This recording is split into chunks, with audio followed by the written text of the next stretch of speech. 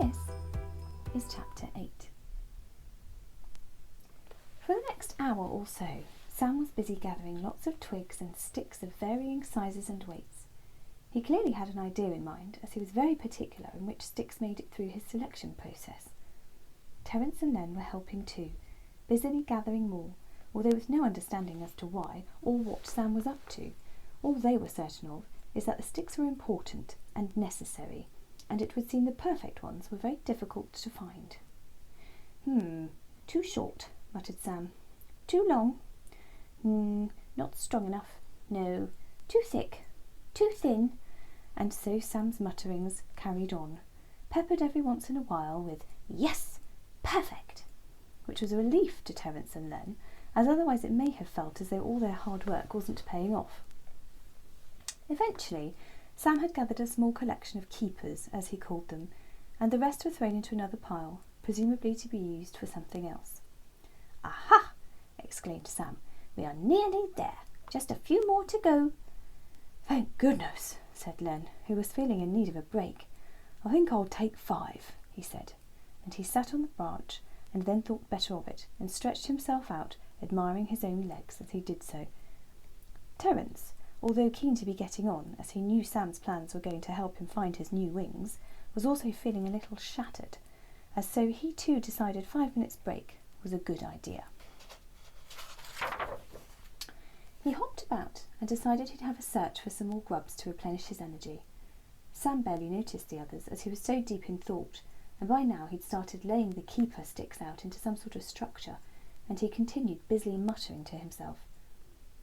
Every so often he'd pull out a pencil from behind his ear, and he'd just write something down on a piece of tree bark.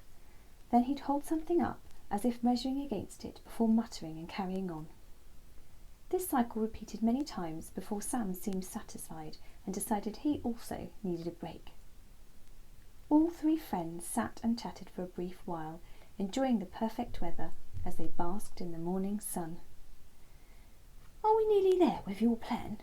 asked Len, before he shot out his tongue and gulped down another unsuspecting fly.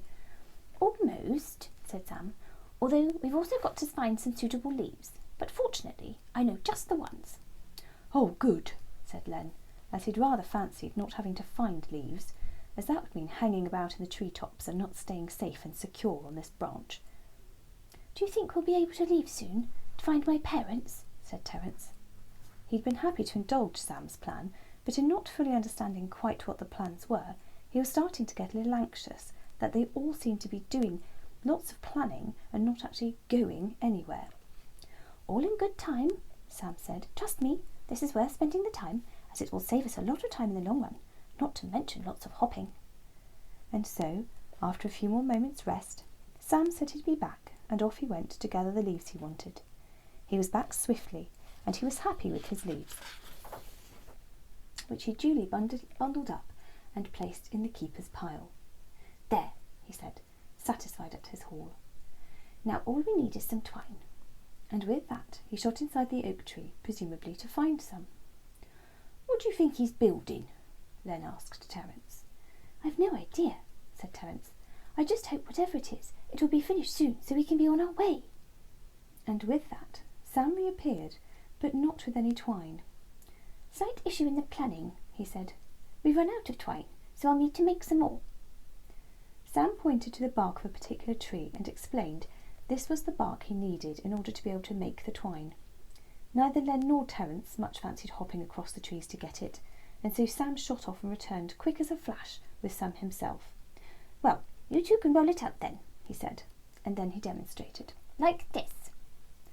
It was quite an arduous process to roll out the bark, in such a way that Sam could then turn it into twine, and so it took quite some time and quite some energy to get it into a reasonable fashion for Sam to work with.